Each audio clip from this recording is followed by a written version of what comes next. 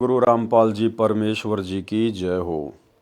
परम पिता परमात्मा सारी सृष्टि के रचनहार, कुल मालिक, असंख्य ब्रह्मांडों के स्वामी, जगत गुरु, तीनों लोकों में प्रवेश करके सबका भरण पोषण करने वाले राजाधिराज, आत्माधार, नाथों के नाथ, देवों के देव महादेव, सर्वेश्वर महेश्वर, मृत्युंजय, अजरो अमर, आदि अनादि, सनातनी प्रभु, जगत पिता जगदीश्वर, श्री श्री 1008 की उपाधि के वास्तविक अधिकारी, अकाल मूरत शब्द स्वरूपी राम वासुदेव, सर्वगतम ब्रह्म, परम पूज्य, प्रथम पूज्य, परम संत, परम पुरुष, परम धनी, परम दयालु, सत्य कबीर, हक्का कबीर, अल्लाह कबीर, अल्लाह अकबर, बाखबर, अल्लाह ताला, जगत के तारणहार, जगत के मुक्तिदाता, जगत के जगन्नाथ, हारे के सहारे, हिंदुओं के राम, मुसलमानों के अल्लाह, सिखों के वाहिगुरु, ईसाइयों के मसीह, दया के सागर दयानिधि, करुणा के सागर करुणानिधि, स्वयंभू परिभू, संकट मोचन, कष्ट हरण, मंगल करण, दुख भंजन, अविगत कबीर,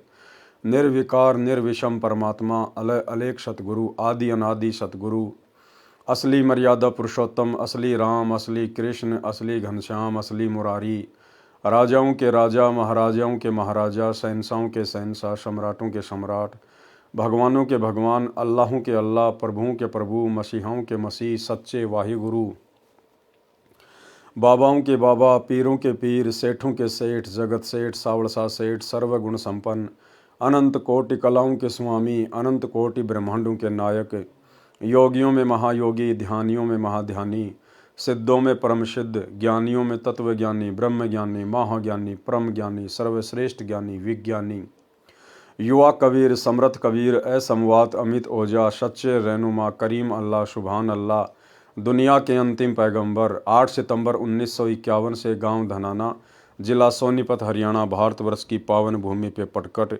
रियल कल की भगवान, श्री नारायण साकार हरि, श्री बाबा साहिब, शब्द स्वरूपी राम, संत श्रोमणी सतगुरु रामपाल जी परमेश्वर जी के चरण कमल में साध संगति से जुड़े हुए हम सभी सतसेवक भाई बहनों का अनंत कोटि दंडवत प्रणाम। सत्साई भाई और बहनों, दया पूज्य गुरुदेव भगवान की, सतगुरु रामपाल जी परमेश्वर जी की, जिनके विशेष आशीर्वाद से, शुभ आशीर्वाद से आप और हम सभी सतसेवक भाई बहन साध संगति से जुड़कर गुरुदेव के तत्व ज्ञान को आधार बनाकर अपनी आत्मा के कल्याण हेतु भक्ति मार्ग पर दृढ़ता के साथ निरंतर आगे बढ़ रहे हैं। भाई और बहनों, पूज्य गुरुदेव जी के कर कमल से लिखित पवित्र पुस्तक कबीर सागर के सरलार्थ के ऊपर वीडियो बनाने की श्रृंखला जारी है। इस श्रृंखला में आज हमारा ये 51 नंबर का वीडियो है। प्रत्येक वीडियो में गुरुदेव के आशीर्वाद से हमें कुछ न कुछ सीखने को मिलता है। साथ ही गुरुदेव के कर कमल से लिखित होने के कारण यदि हम इस पवित्र पुस्तक को पढ़ते हैं या सुनते हैं, उससे भी हम ढेर सारे पुण्य के भागी बनते हैं। तो आज के वीडियो में गुरुदेव ने काफ़ी कुछ जगत वाले भाई बहनों के हिसाब से लिखा हुआ है। हम केवल उसको पढ़ेंगे क्योंकि गुरुदेव भगवान ने उन तमाम बातों का अपने सत्संगों में अनेकों बार जिक्र किया हुआ है। इसलिए आप और हम सभी जो उनके शिष्य हैं, उनके फॉलोवर हैं, वे सारी बातें आप और हमें भली भांति से पता हैं, हम उससे परिचित हैं। इसलिए जगत वाले भाई बहनों के लिए हम इन चीज़ों को पढ़ेंगे। तो चलिए आगे बढ़ते हैं। अध्याय कबीर चरित्र बोध का सारांश। अध्याय कबीर चरित्र बोध का सारांश। कबीर सागर में 38वां अध्याय कबीर चरित्र बोध पृष्ठ 1789 पर है। कबीर सागर के यथार्थ ज्ञान को बिगाड़ कर कहीं का नहीं छोड़ा। किन्होंने? जो नकली कबीरपंथी हैं, धर्मदास जी के वंश परंपरा वाले, उन्होंने अपना मनमाना आचरण करते हुए और कबीर सागर में मनमुखी वाणियाँ जोड़ दी हैं, तोड़ दी हैं। हर प्रकार से कबीर सागर के वास्तविक स्वरूप को तोड़ मरोड़ कर बिगाड़ दिया है।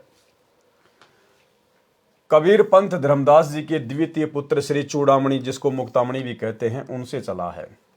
इससे काल के 10 पंथ और निकले हैं। 12वां पंथ संत गरीबदास जी, गांव छुड़ानी, जिला झज्जर, प्रांत हरियाणा से चला है।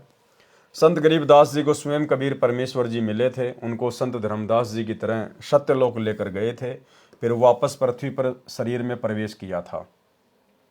अपनी यथार्थ महिमा का परिचय दिया, जो संत गरीबदास जी ने आंखों देखा, कानों सुना, ज्ञान अपनी अमृतवाणी में बताया है, जिसको हम सदग्रंथ कहते हैं। संत गरीबदास जी ने कबीर सतगुरु के विषय में बताया है। गरीब गुरु ज्ञान अमान अडोल अबोल है, सतगुरु शब्द सेरी पिछाणी, दास गरीब कबीर सतगुरु मिले, आन अस्त्याना रोप्या छुड़ानी। स्पष्ट हुआ कि संत गरीबदास जी को सन 1727 विक्रमी संवत 1784 में कबीर परमेश्वर जी सतगुरु रूप में मिले थे। आज आप और हमें कबीर परमेश्वर किस रूप में मिले हैं? सतगुरु रूप में। ये परमेश्वर जिंदा बाबा के रूप में, सतगुरु के रूप में प्रकट होते हैं। कौन से कबीर जी मिले थे? गरीब हम सुल्तानी नानक तारे दादू को उपदेश दिया, जाति जुलाहा भेद न पाया, काशी माहे कबीर हुआ। स्पष्ट हुआ कि संत गरीबदास जी को काशी वाला जुलाहा कबीर सतगुरु मिले थे। वही कबीर जी श्री नानक देव जी सिख धर्म के प्रवर्तक को मिले थे। उस समय परमेश्वर कबीर बंदी छोड़ जी काशी शहर में जुलाही की लीला कर रहे थे। सुल्तानपुर शहर के पास बह रही बेई नदी के किनारे श्री नानक देव जी को मिले थे। उस समय श्री नानक देव जी नदी पर सुबह स्नान करने के लिए गए हुए थे। कुछ देर ज्ञान चर्चा हुई, फिर 3 दिन तक उनको संत धर्मदास जी तथा संत गरीबदास जी की तरह सत्यलोक यानी सचखंड में लेकर गए थे। फिर श्री नानक देव जी को वापस पृथ्वी पर छोड़ा। उन्होंने भी आंखों देखा तथा कानों सुना, परमेश्वर की महिमा का ज्ञान अपनी अमृत वाणी में बताया। वही परमेश्वर कबीर जी श्री संत दादू दास साहिब जी को मिले थे।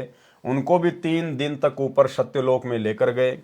वह सतगुरु कबीर जी माघ महीने की शुक्ल पक्ष की एकादशी को विक्रमी संवत 1575 सन 1518 को मगहर नगर से सशरीर सत्यलोक में अपने निज घर में चले गए थे। उस समय कई हजार दर्शक उपस्थित थे तथा मगहर नगर का नवाब बिजली खान पठान तथा काशी शहर का नरेश वीर देव सिंह बघेल भी अपनी अपनी सेना सहित मगहर में उपस्थित थे। उन सब के देखते देखते आकाश में परमात्मा सहशरीर गए थे। जब शव के ऊपर की चादर को उठाकर देखा तो शव के आकार में सुगंधित फूल मिले थे। उसके पश्चात विक्रमी संवत 1784 सन 1727 में संत गरीबदास जी को सतलोक से आकर छुड़ानी गांव के जंगल खेतों में मिले थे। उस समय संत गरीबदास जी की आयु 10 वर्ष की थी। संत गरीबदास जी ने कहा है कि गरीब अजब नगर में ले गए मुझको सतगुरु आण, झिलके बिंब अगाध गति सूते चादर ताण। गरीब अलल पंख अनुराग है, सुन मंडल रहें थीर, दास गरीब उधारिया सतगुरु मिले कबीर। गरीब 16 संख पर सतगुरु का तकिया, गगन मंडल के जिंदा, हुक्म हिसाबी हम चल आए, काटन यम का फंदा। भावार्थ, संत गरीबदास जी ने बताया है कि सतगुरु कबीर जी मुझे सतलोक से आकर अजब नगर यानी अद्भुत नगर सत्यलोक में ले गए। वहां हम निश्चिंत होकर सोए, यानी उस परमात्मा तथा उस अमरलोक की महिमा सुनकर मैं निश्चिंत हो गया कि जो सत्य साधना परमेश्वर कबीर जी ने बताई है उससे उस सत्यलोक में चला जाऊंगा, जहां जाकर साधक फिर लौटकर संसार में नहीं आते। वहां पर जीव को वृद्ध अवस्था नहीं होती है, वहां जीव की कभी मृत्यु नहीं होती। इसी कबीर परमेश्वर ने धनी धर्मदास जी बांधवगढ़ वाले का उद्धार किया था। गरीब जिंदा जोगी जगत गुरु, मालिक मुर्शद पीर, दोहों दीन झगड़ा मंड्या, पाया नहीं शरीर। गरीब जमजोरा जहां से डरे, मिटे कर्म के लेख, अदली असल कबीर है, कुल के सतगुरु एक। गरीब ऐसा सतगुरु हम मिला है जिंदा जगदीश, सुन विदेशी मिल गया, छत्र मुकुट है शीस। गरीब सब पदवी के मूल हैं, सकल सिद्धि हैं तीर, दास गरीब सतपुरुष बजो, अवगत कला कबीर। गरीब अनंत कोटि ब्रह्मांड का, एक रति नहीं भार, सतगुरु पुरुष कबीर है, कुल के सिरजनहार। भावार्थ, संत गरीबदास जी ने स्पष्ट कर दिया है कि मुझे सतगुरु रूप में स्वयं सृजनहार मिले थे। जिन्होंने सर्व ब्रह्मांडों की रचना की है वह परमेश्वर कबीर जी हैं, जो काशी शहर भारतवर्ष में जुलाही की लीला करके गए थे। वे सब पदवी के मूल हैं, यानी पूर्ण सतगुरु की पदवी भी उन्हीं के पास है। देखो भाई और बहनों, कितना गहरा पॉइंट है। यानी पूर्ण सतगुरु की पदवी भी उन्हीं के पास है। उन्हीं के पास यानी कबीर जी के पास, यानी पूर्ण सतगुरु कहलाने के अधिकारी भी एकमात्र सृष्टि में कौन है? कबीर जी। अगर उनके अलावा कोई अपने नाम के आगे पीछे सतगुरु लगाता है या उनके फॉलोवर लगाते हैं तो इसका मतलब वे सारे के सारे नकली सतगुरु हैं। स्पष्ट कर दिया कि सतगुरु की उपाधि भी कबीर परमात्मा ही लगा सकता है। तो भाई और बहनों, यदि आज हम अपने पूज्य गुरुदेव जी को सतगुरु कहकर संबोधित कर रहे हैं। सतगुरु रामपाल जी महाराज की जय, सतगुरु रामपाल जी भगवान की जय। तो आप और हमें सतगुरु की पदवी और सतगुरु की परिभाषा से भी परिचित हो जाना चाहिए।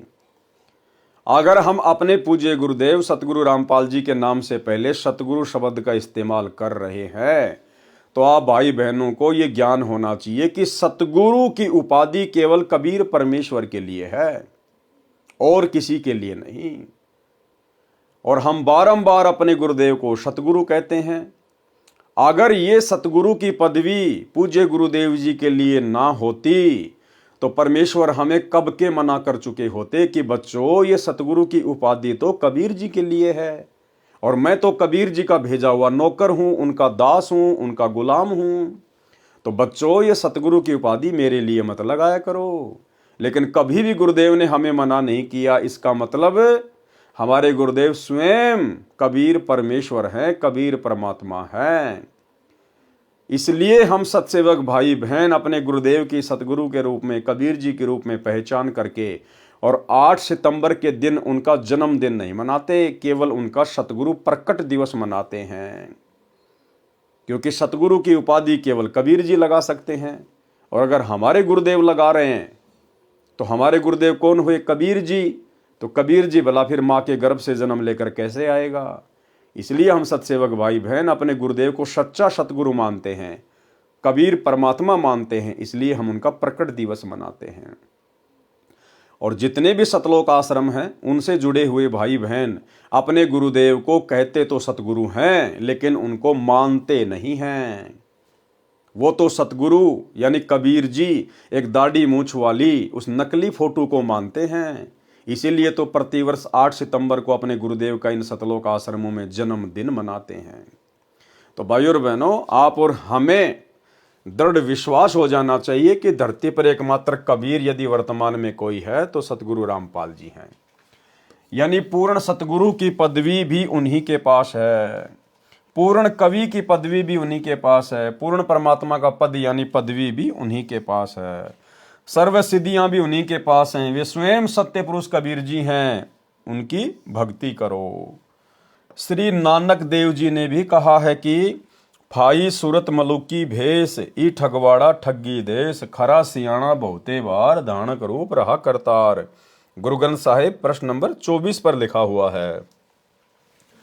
गुरु ग्रंथ साहिब पृष्ठ 721 पर कहा है कि एक अरज गुप्तम पेश तोदर कौन करतार हक्का कबीर करीम तू बे ए परवरदिगार नानक बोगोयद जन तुरा तेरे चाकरा पखाक।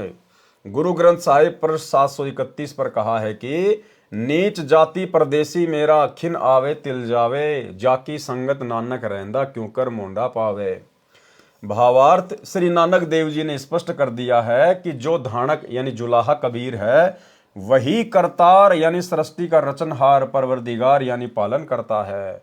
वह नीच जाति वाला कभी तो ऊपर सतलोक में चला जाता है, कभी यहाँ पृथ्वी पर विचर रहा होता है। वह बहुत बुद्धिमान है, उसका बहुत भार है यानी समर्थ है। इस कारण से सबसे गुरु भारी है। गुरु माने वजनी भारी भी होता है, गुरु माने बड़ा तथा मार्गदर्शक अर्थ भी होता है। श्री संत दादू दास जी को भी परमेश्वर कबीर जी मिले थे। उन्होंने भी कहा है कि जिसने मुझे निज नाम वास्तविक भक्ति मंत्र दिया है वह मेरा गुरु है, वही सृजनहार है, अन्य कोई नहीं है।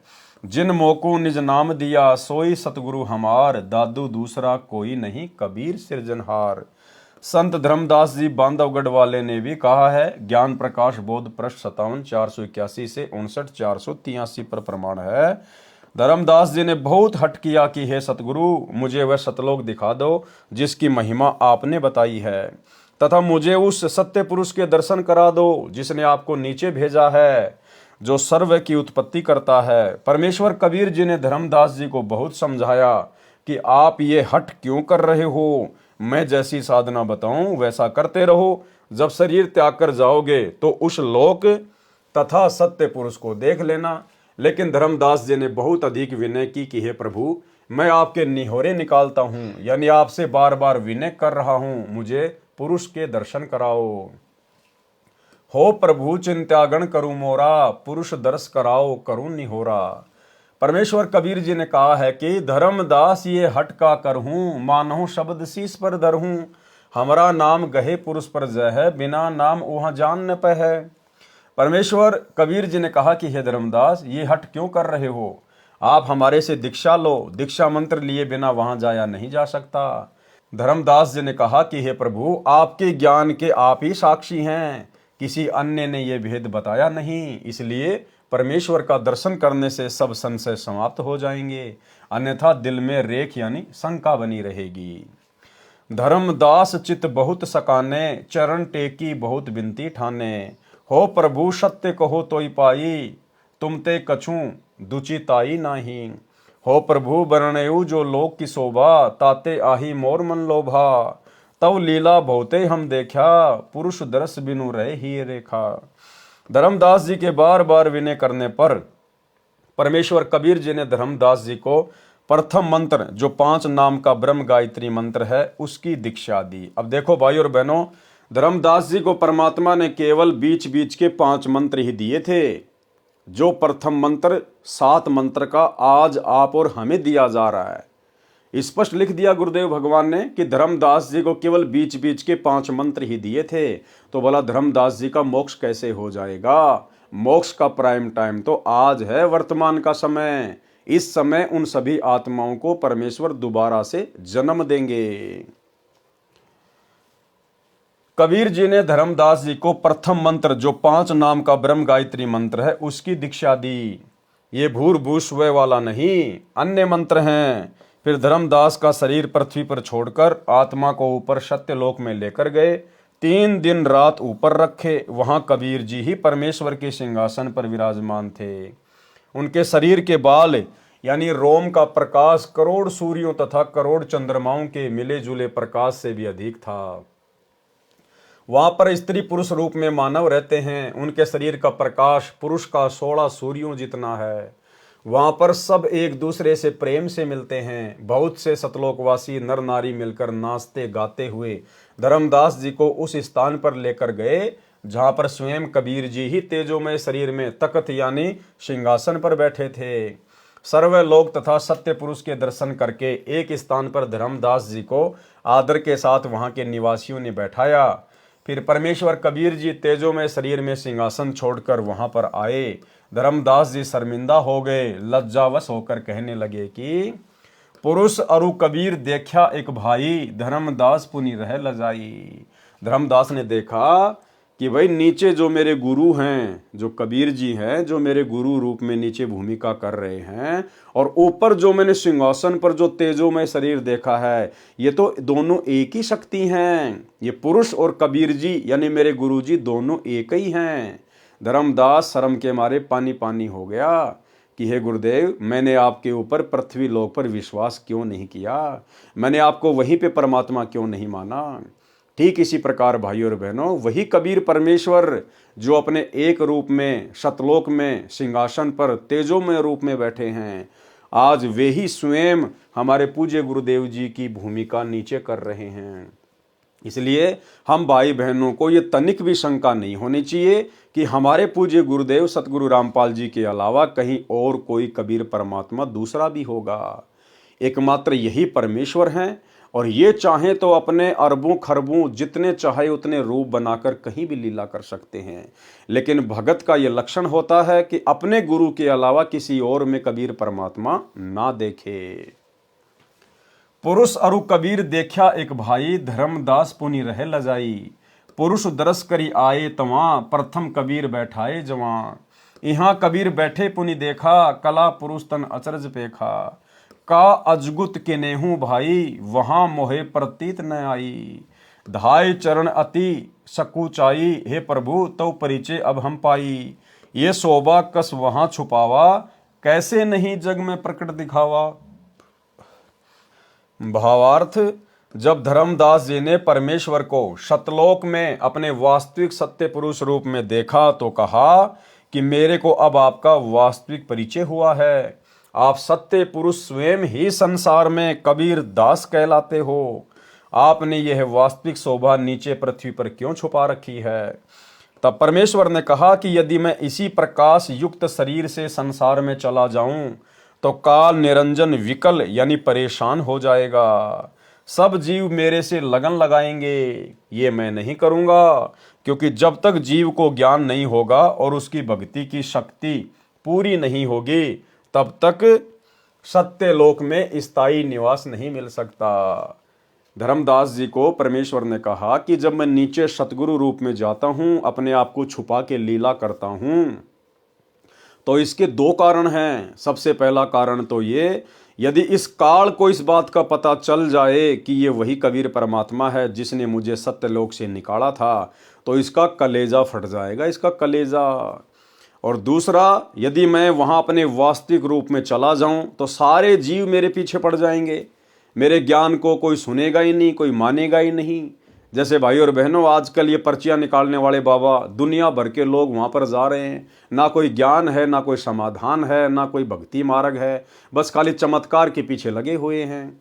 तो परमेश्वर को इस बात का पता था कि यदि मैं वहाँ जाकर कोई ऐसा प्रत्यक्ष चमत्कार करूँगा या अन्य अपना कोई विशेष रूप दिखा दूंगा या तेजोमय रूप में चला जाऊंगा तो सारे जीव मेरे पीछे पड़ जाएंगे और वो ज्ञान से परिचित नहीं हो पाएंगे, मुझे ज्ञान को आधार बनाकर नहीं समझ पाएंगे। और अगर ज्ञान आधार से मेरी पहचान नहीं हुई तो वो कभी भी सतलोक जाने और यहाँ रहने के योग्य नहीं बन सकते। इसलिए गुरुदेव भगवान ने वर्तमान में अपने आप को छुपाया हुआ है और ज्ञान से हमने इनकी पहचान करनी पड़ेगी, क्योंकि जितनी आवश्यकता है उससे कई गुना ज़्यादा ज्ञान गुरुदेव ने अपनी पहचान करवाने के लिए आप और हमें अपने सत्संगों में दे दिया है। तो सौभाग्य है साथ संगति से जुड़े हुए भगत भाई बहनों का, जिन्होंने गुरु रूप में आए हुए कबीर परमात्मा की पहचान कर ली है। और उसके बाद जो नकली कबीर संसार में प्रचलित है, एक दाढ़ी मूंछ वाली फोटो, मुर्दा फोटो जिसको कबीर दास कहते हैं, उस फोटो को हम सभी सत्सेवक भाई बहनों ने अपने अपने घर से, दरबार से, लोकेट से हमने बिल्कुल बाहर निकाल फेंका है, क्योंकि हमने अपने गुरु को ही कबीर भगवान मान लिया है। इसलिए मैं वास्तविक यानी तत्व ज्ञान तथा सत्य भक्ति मंत्र बताने संसार में जाता हूं। जो मुझ पर विश्वास करके मंत्र जाप करेगा तो वह निश्चय मुक्ति प्राप्त करके इस लोक में आएगा। जो मुझ पर विश्वास करके, गुरुदेव कह रहे हैं कि जो मुझ पर विश्वास करेगा और मुझे कबीर मानकर यानी अपने गुरु को ही कबीर परमात्मा मान के जो भक्ति करेगा वही मोक्ष का अधिकारी होगा। तो ये मोक्ष के अधिकारी तो वर्तमान में केवल सत्सेवक भाई बहन हैं। बाकी सतलोक आश्रमों में तो ना जाने कितने परमात्मा हैं। जब जून का महीना आता है तो दाढ़ी मूंछ वाले कबीर जी को परमात्मा मान के, कबीर जी मान के उनका कबीर प्रकट दिवस मना लिया जाता है। जब गरीबदास जी का बोध दिवस आता है तो उनको भगवान मान लिया जाता है। जब संत रामपाल जी का अवतरण दिवस आता है तो उनको भगवान मान लिया जाता है। तो भाई और बहनों, आश्रमों से जुड़े हुए भाई बहनों का तो कोई स्टैंड ही नहीं है। उनके तो 5-5 पति है, 5-5 पति द्रौपदी वाली भक्ति कर रहे हैं, 12वें पंथ की भक्ति। धर्मदास जी ने यह भी प्रार्थना की कि मुझको यहीं रख लो, उस काल के लोक में ना भेजो भगवान। हे साहिब अब वहां न जाही, ये सुख तज कहाँ जुराही। वह तो यमदेश अपर बल काला, नहीं जानो वहाँ होत बेहाला। परमेश्वर कबीर जी ने धर्मदास जी को समझाया कि आप पृथ्वी पर जाओ, मैं सदा तुम्हारे साथ रहूंगा। आपने जो आंखों सतलोक की शोभा, सुख तथा परमेश्वर देखा है, ये संसार के जीवों को बताओ, अपना साक्ष्य देकर उनको विश्वास दिलाओ। सत्य भक्ति करके भक्ति धन संचित करके यहाँ आओ। धर्मदास तो है चिंता नाही, तुमरे संग हम सदा रहाई। तुम देख सत्य लोक प्रभाओ, हंसन सत्य पुरुष संदेश सुनाओ। धर्मदास जी ने परमेश्वर कबीर जी के आदेश का पालन करके पृथ्वी पर शरीर में प्रवेश किया तथा परिजन मृत जानकर रो रहे थे, उनको शांति हुई। धर्मदास जी को विश्वास हुआ कि मैंने कोई स्वप्न नहीं देखा है, वास्तव में शरीर त्याग कर सूक्ष्म शरीर से परमेश्वर तथा सत्यलोक के दर्शन करके लौटा हूँ। छिन एक में जग में चली आए, पैठी दे में धर्मनी अकुलाए। कई दिवस यहाँ मन नहीं लाग्या, जैसे गहरी नींद जन जागा। धर्मदास गए सतगुरु शरणा, बैठे काशी तारन तरना। परयूं चरण गही साहब केरा, करी बिनती सुख घनेरा। धन्य साहिब तुम सतपुरुष अरु सत्य पुरुष आप हो, तव लीला को लखे तुमरो अनंत प्रताप हो। त्रिदेव मुनि नारद कोई न पार तुम्हारा पाए हो, ता हंस के भाग सराइये जो शरण तुम्हारी आए हो। निर्गुण सरगुण अनादि तुम हो, अविगत अगम अथा, गुप्त भये जग में फिरो, को पावे तुमरो था। इस प्रकार उपरोक्त सर्व प्रत्यक्ष दृष्टा महापुरुषों ने स्पष्ट किया कि जो काशी में धानक यानी जुलाहे की भूमिका भी किया करता था वह स्वयं सत्य पुरुष है।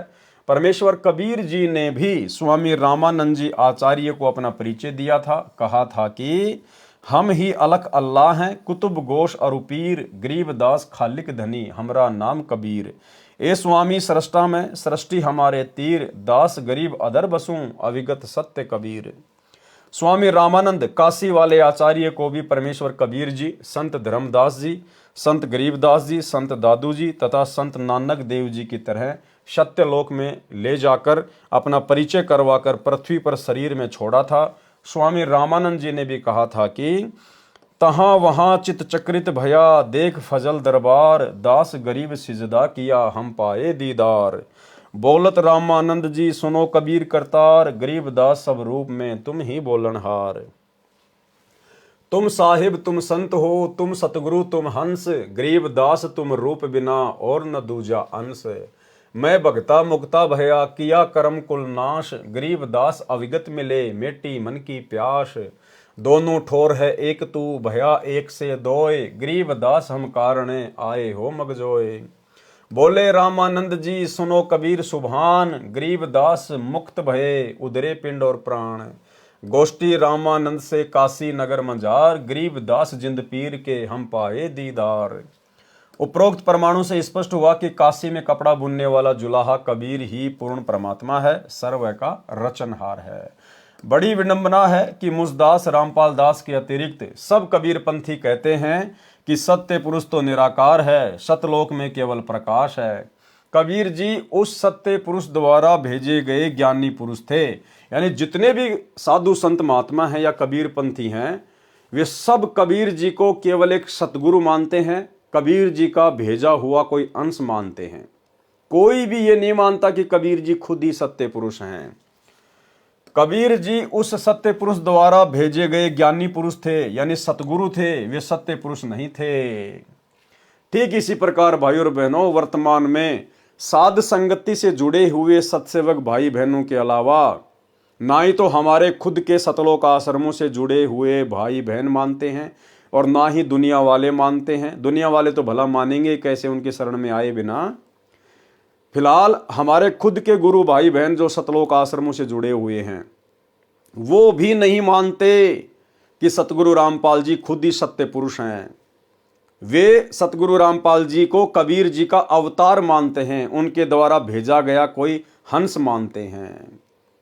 तो ठीक वही स्थिति जगत में जो नकली कबीर पंथियों की है, जो कबीर जी को परमात्मा ना मान के कबीर जी का भेजा हुआ दास मानते हैं, ठीक इसी प्रकार वही स्थिति सतगुरु रामपाल जी के पंथ में सतलोक आश्रमों से जुड़े हुए 90% भगत भाई बहनों की है। वे अपने गुरु को कबीर जी नहीं मानते, वे अपने गुरु को कबीर जी का भेजा हुआ दास मानते हैं।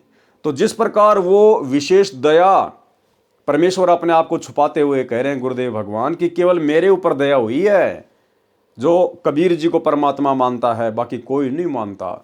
ठीक इसी प्रकार भाइयों और बहनों, हम साध संगति से जुड़े हुए सत्सेवक भाई बहनों के ऊपर ही सतगुरु रूप में आए हुए कबीर जी को पहचानने की दया हुई है। कबीर जी उस सत्य पुरुष द्वारा भेजे गए ज्ञानी पुरुष थे, यानी सतगुरु थे, वे सत्य पुरुष नहीं थे। इससे स्पष्ट हो जाता है कि जो कबीर पंथ चला रहे हैं वे वास्तविकता से परिचित नहीं है, केवल उवाबाई का ज्ञान बताते हैं। ठीक इसी प्रकार जितने भी लोग ये सतलोक आश्रम चला रहे हैं ये वास्तविक ज्ञान से परिचित नहीं है, केवल उवाबाई का ज्ञान बक रहे हैं। उवाबाई का ज्ञान, अपने गुरु को अभी तक नहीं पहचान पा रहे। कबीर सागर में पृष्ठ पर कबीर चरित्र बोध में गलत लिखा है कि सत्य पुरुष की आज्ञा। सत्य पुरुष ने ज्ञानी जी से कहा कि हे ज्ञानी जी, काल पुरुष ने समस्त जीवों को फंसाकर मार लिया है, जीव मेरे लोक में नहीं आता। मैंने सुकृत जी धर्मदास को सत्य पंथ के प्रचार के लिए पृथ्वी पर भेजा था, उसको काल पुरुष ने धोखा देकर लोकवेद में फंसा लिया है।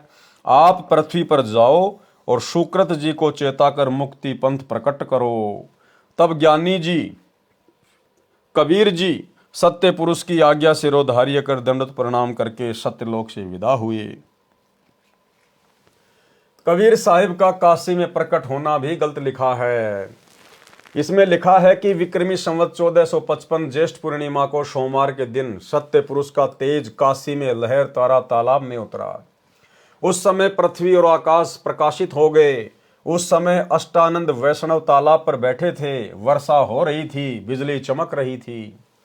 उपरोक्त विवरण से स्पष्ट है कि लेखक महोदय की बुद्धि कितना कार्य कर रही है। कहा है कि वर्षा हो रही थी और वैष्णव अष्टानंद जी तालाब पर बैठे थे। विचार करें, वर्षा में ऋषि अष्टानंद तालाब पर बैठकर क्या कर रहे थे। वर्षा में मूर्ख भी नहीं बैठे, वह भी इधर उधर कोई मकान या झोपड़ी खोजता है। वास्तविकता यह है कि अष्टानंद साधक थे, प्रतिदिन स्नान करने जाते थे, सरोवर के पास बैठकर साधना किया करते थे। प्रतिदिन की तरह उस दिन भी स्नान करके अपनी साधना कर रहे थे। उस दिन ज्येष्ठ मास की पूर्णिमा थी, मौसम साफ था। अब भाई और बहनों, कौन बता सकता है ये बातें।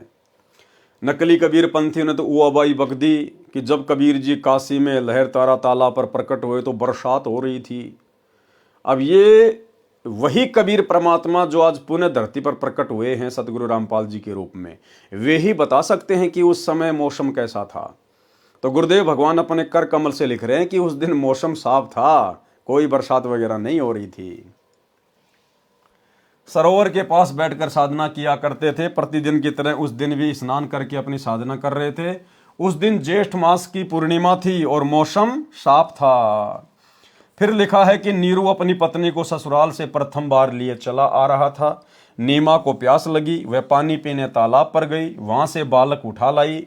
फिर नीरू नीमा को जन्मजात मुसलमान बताया है। जैसा कि आप जी ने कबीर चरित्र बोध पृष्ठ 1790 पर लिखा विवरण पढ़ा कि लेखक ने सत्य पुरुष की आज्ञा से यानी कबीर जी का पृथ्वी पर आना लिखा है। इससे स्पष्ट है कि ये पुराने कबीरपंथी श्रद्धालु वास्तविकता से अपरिचित होने से कबीर जी का गलत प्रचार कर रहे थे। यथार्थ कबीर चरित्र बोध कृपया निम्न पढ़ें। यथार्थ कबीर प्राकाट्य प्रकरण। कबीर साहिब चारों युगों में आते हैं। गरीब सतगुरु पुरुष कबीर है, चारों युग परवान, झूठे गुरुआ मर गए, हो गए भूत मशान। सतयुग में कबीर देव यानी कबीर साहिब का शत सुकृत नाम से प्राकाट्य। तत्व ज्ञान के अभाव से श्रद्धालु शंका व्यक्त करते हैं कि जुलाहे रूप में कबीर जी तो विक्रमी संवत 1455 सन 1398 में काशी में हुए थे। वेदों में कबीर देव यही काशी वाला जुलाहा धाना कैसे पूर्ण परमात्मा हो सकता है। इस विषय में दास संत रामपाल दास की प्रार्थना है कि यही पूर्ण परमात्मा कबीर देव कबीर परमेश्वर वेदों के ज्ञान से पहले भी सतलोक में विद्यमान थे तथा अपना वास्तविक ज्ञान तत्व ज्ञान देने के लिए चारों युगों में भी स्वयं प्रकट हुए हैं। सतयुग में सतसुकृत नाम से, त्रेता युग में मुनिंद्र नाम से, द्वापर युग में करुणामय नाम से तथा कलयुग में वास्तविक कबीर देव कबीर प्रभु नाम से प्रकट हुए हैं। इसके अतिरिक्त अन्य रूप धारण करके कभी भी प्रकट होकर अपनी लीला करके अंतर्ध्यान हो जाते हैं। उस समय लीला करने आए परमेश्वर को प्रभु चाहने वाले श्रद्धालु नहीं पहचान सके, क्योंकि सर्व महर्षियों व संत कहलाने वालों ने प्रभु को निराकार बताया है। वास्तव में परमात्मा आकार में है, मनुष्य सदृश शरीर युक्त है, परंतु परमेश्वर का शरीर नाड़ियों के योग से बना 5 तत्व का नहीं है, एक नूर तत्व से बना है। पूर्ण परमात्मा जब चाहे यहाँ प्रकट हो जाते हैं। वे कभी माँ से जन्म नहीं लेते, क्योंकि वे सर्व के उत्पत्ति करता हैं। धर्मदास जी के इस प्रश्न का उत्तर देते हुए कबीर परमेश्वर जी ने बताया कि हे धर्मदास, मैं चारों युगों में आता हूँ, जब चाहूँ उसी क्षण सतलोक से आ सकता हूँ, अन्य रूप में वहाँ भी रहता हूँ। जब मैं ब्रह्मा से मिला, उसको तत्व ज्ञान में सृष्टि रचना का ज्ञान करवाया तो वह प्रभावित हुआ तथा कहा कि आपका ज्ञान अद्वितीय है। प्रथम मंत्र प्राप्त किया, ब्रह्मा तथा सावित्री को मैंने ओम मंत्र दिया, ये देखने के लिए कि ये कितना विश्वास करता है। इसके पश्चात मैं श्री विष्णु के पास विष्णु लोक में गया, उससे भी ज्ञान चर्चा की तथा विष्णु भी मेरा शिष्य हुआ। उसको तथा लक्ष्मी को हरियम मंत्र प्रथम मंत्र रूप में दिया गया, ये देखने के लिए कि ये काल ब्रह्म के द्वारा डगमग तो नहीं हो जाएगा। इसके पश्चात शिव शंकर के पास शंकर लोक में गया, उसको तथा पार्वती को सोहम नाम दिया, यह देखने के लिए कहीं ये भी काल ब्रह्म द्वारा फिर तो भ्रमित नहीं कर दिए जाएंगे। उसके पश्चात अन्य ऋषियों मनु आदि से ज्ञान चर्चा की, परंतु मनु आदि ऋषियों ने काल प्रभाव के कारण मेरे ज्ञान पर विश्वास नहीं किया। मेरे को उल्टा ज्ञान देने वाला वामदेव उर्फ नाम से पुकारने लगे, जबकि पृथ्वी पर मेरा नाम सतयुग में सत सुकृत था। कुछ दिनों पश्चात मैं फिर से ब्रह्मा के पास गया। ब्रह्मा से ज्ञान चर्चा करनी चाहिए, तो ब्रह्मा जी ने अरुचि दिखाई, क्योंकि जब काल ब्रह्म ने देखा कि मेरे ज्येष्ठ पुत्र ब्रह्मा को तत्व ज्ञान से परिचित किया जा रहा है, उसने सोचा यदि मेरा पुत्र तत्व ज्ञान से परिचित हो गया तो मेरे से घृणा करेगा तथा जीव उत्पत्ति नहीं हो पाएगी। मेरा उदर कैसे भरेगा, क्योंकि काल ब्रह्म को 1,00,000 मानव शरीरधारी जीवों को प्रतिदिन खाने का श्राप लगा है। इसलिए काल ब्रह्म ने अपने ज्येष्ठ पुत्र ब्रह्मा की बुद्धि को परिवर्तित कर दिया। ब्रह्मा के मन में विचार भर दिए कि काल ब्रह्म ज्योति निरंजन ही पूज्य है, वह निराकार है, इससे भिन्न कोई अन्य परमात्मा नहीं है। जो तुझे ज्ञान दिया जा रहा है वह मिथ्या है। अब भाइयों और बहनों, तत्व ज्ञान क्या कहता है? क्योंकि गुरुदेव भगवान हमें कहते हैं कि तत्व भेद एक न्यारा रे साधु भाई, तत्व भेद एक न्यारा। एक होता है तत्व ज्ञान और एक होता है तत्व भेद। अब परमेश्वर यहां पर ऐसा क्यों लिख रहे हैं कि जब मैं दोबारा ब्रह्मा जी के पास गया तो काल ने उसकी बुद्धि में आकर उसको भ्रमित कर दिया और सतनाम नहीं लेने दिया। उसने मेरी बातों के ऊपर विश्वास नहीं किया। भाइयों और बहनों, असल में जिस समय कबीर परमात्मा दोबारा सतनाम देने के लिए ब्रह्मा जी के पास गए थे, या विष्णु के पास या शंकर के पास, और उन्होंने जो अरुचि दिखाई थी, वो अरुचि कबीर परमेश्वर की प्रेरणा थी। कबीर भगवान की प्रेरणा से उन्होंने सतनाम लेने में रुचि नहीं दिखाई, क्योंकि परमात्मा ने ब्रह्मा विष्णु महेश के माध्यम से इस काल के डमडमे को भी चलाना है।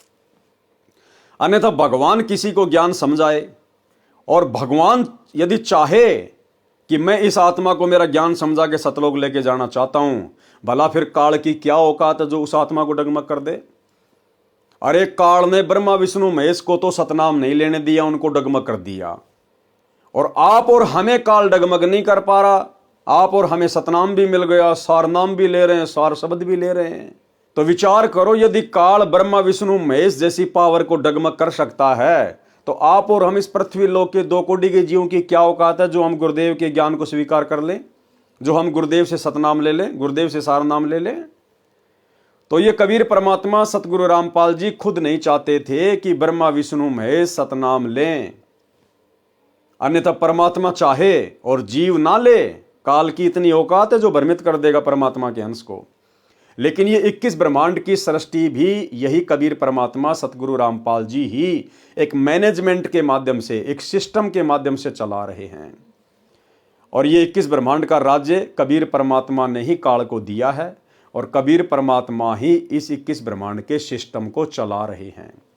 तो परमेश्वर ने केवल उनको एक एक नाम ही देना था, क्योंकि ब्रह्मा विष्णु महेश इस भक्ति रूपी पेड़ की टहनियां हैं, और परमेश्वर उनको एक एक मंत्र जाके दे के आ गए।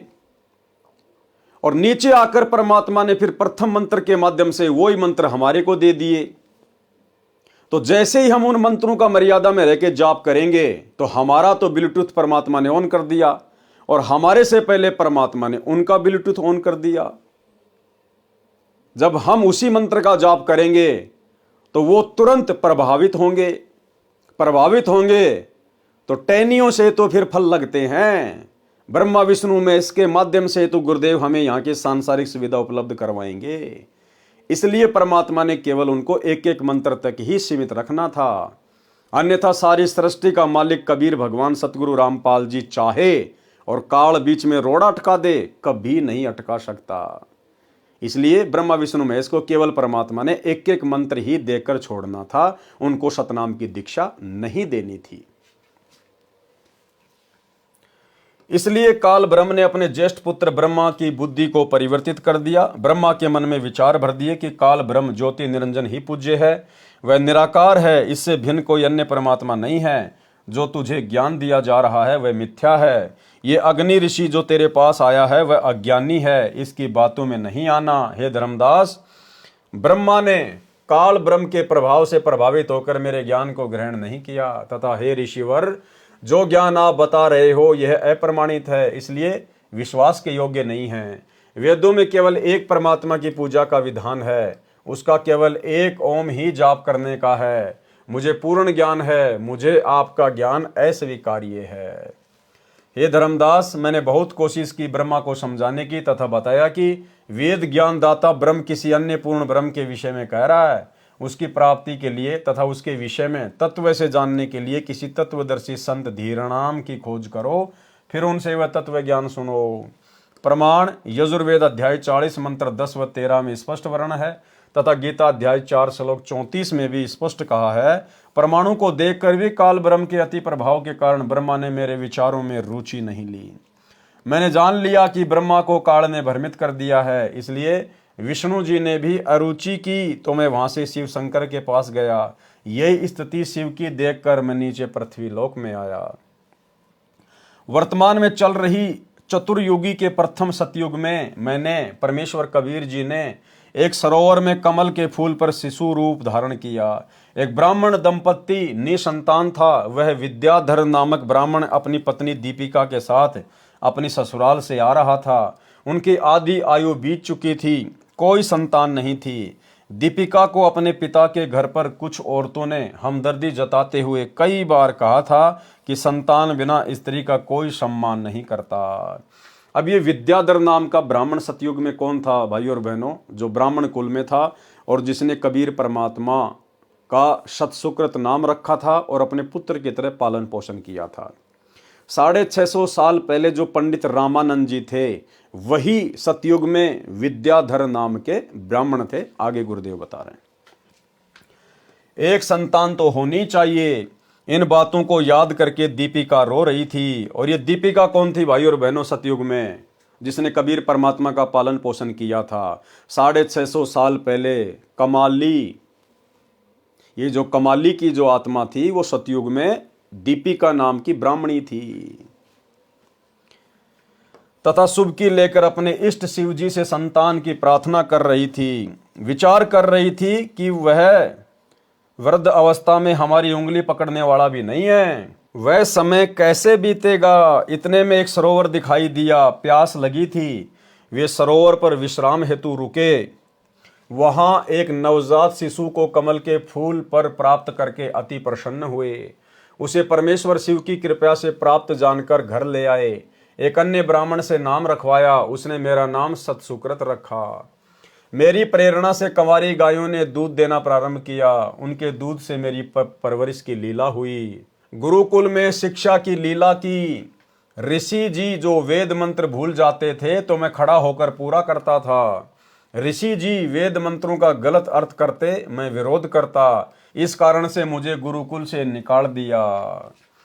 सतयुग में परमात्मा ने एक ब्राह्मण दंपत्ति के माध्यम से अपनी परिवरिश की लीला पूरी करवाई। उस ब्राह्मण दंपत्ति ने परमेश्वर को पढ़ाई के लिए गुरुकुल में भेज दिया, क्योंकि ब्राह्मणों के बच्चों को गुरुकुल में एडमिशन दिया जाता था। अब वहां पर जो ब्राह्मण जो गुरु थे वो जो वेदों का गलत अर्थ करके बताया करते, तो कबीर परमात्मा बाल रूप में तुरंत खड़े होके पंडितों को बताया करते कि पंडित जी इसका अर्थ ऐसा नहीं है। या अन्य जो साथी लोग थे जो वेद मंत्रों का गलत अर्थ करते तो वे उनको भी समझाया करते थे। इस कारण से वो सारे के सारे गुरुकुल वाले परमेश्वर से दुखी होकर उनको गुरुकुल से बाहर निकाल दिए।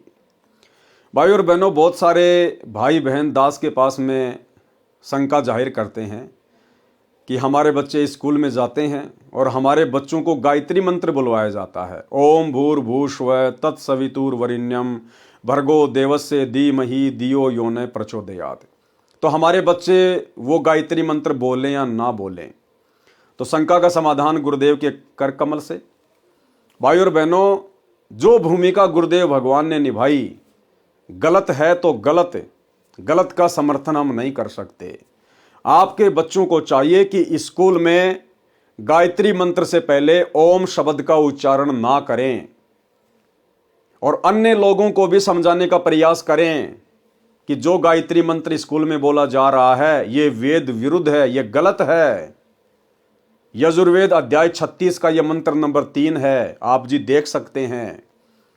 और यदि कोई नहीं मानता है तो वो तो उसके ऊपर निर्भर करता है, लेकिन भगत के बच्चों ने ना ही तो वेद मंत्र को ओम शब्द लगाकर बोलना है और ना ही किसी भी प्रकार से कोई सहयोग करना है। और यदि बच्चा नहीं बोलता है, टीचर यदि उसको डांटते हैं, धमकाते हैं या स्कूल से बाहर निकालते हैं, तो भाई और बहनों आप जी उसकी कंप्लेंट कर सकते हो। आप इस विषय को एक मुद्दा बना सकते हो मीडिया वालों के सामने कि हमारे बच्चे को स्कूल से क्यों निकाला गया।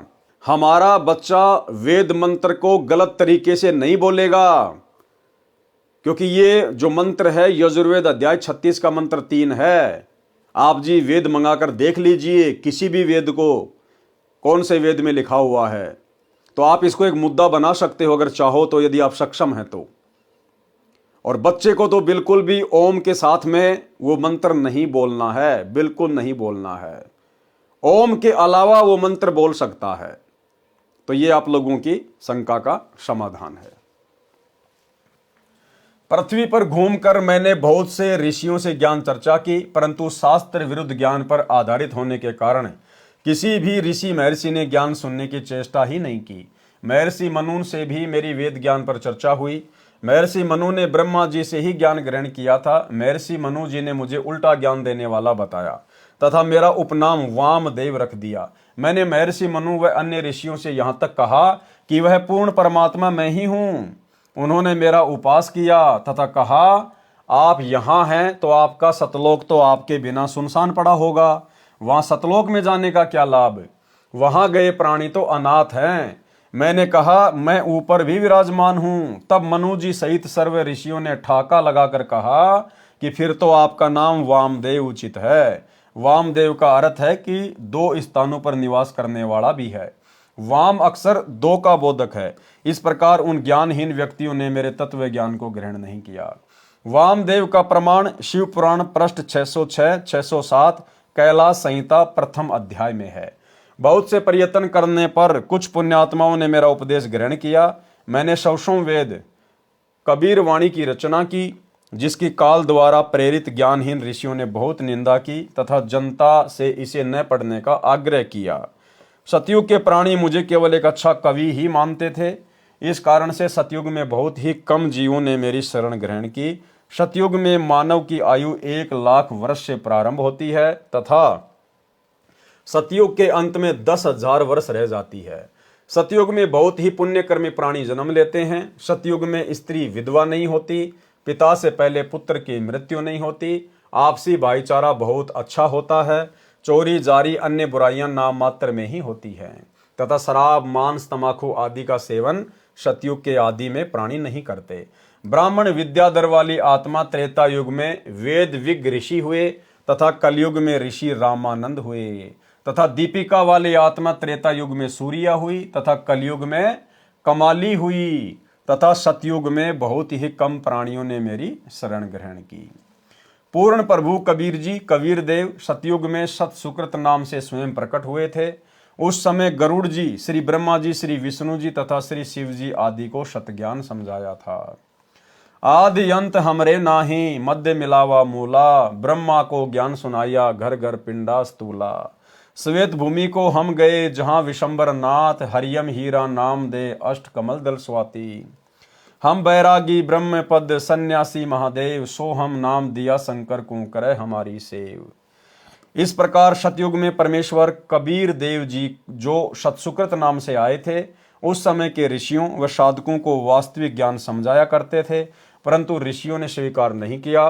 सतसुकृत जी के स्थान पर परमेश्वर को वामदेव कहने लगे। इसलिए यजुर्वेद अध्याय 12 मंत्र 4 में विवरण है कि यजुर्वेद के वास्तविक ज्ञान को वामदेव ऋषि ने सही जाना तथा अन्य को समझाया। ये है वो मंत्र। ये मंत्र लिखा है गुरुदेव भगवान ने।